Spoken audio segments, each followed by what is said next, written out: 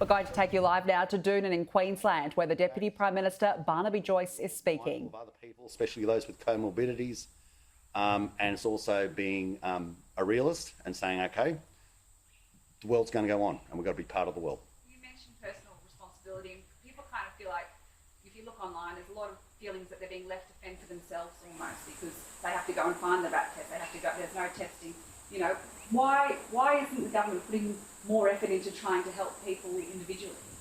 Well, we are, and we're making sure that we can facilitate the greater purchase overseas of rapid antigen tests to bring them into the country.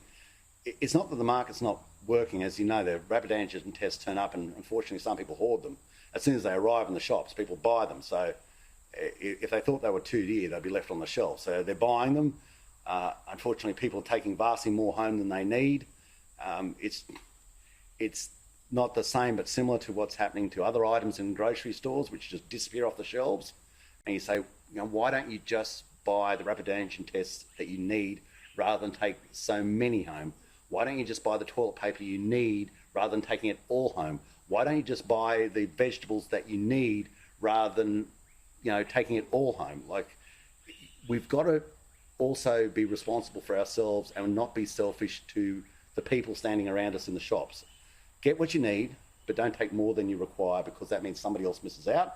And as a government, we are making sure that we can find more of these tests. In fact, later reports, we're now sourcing 200 million of them. So that's an awful lot.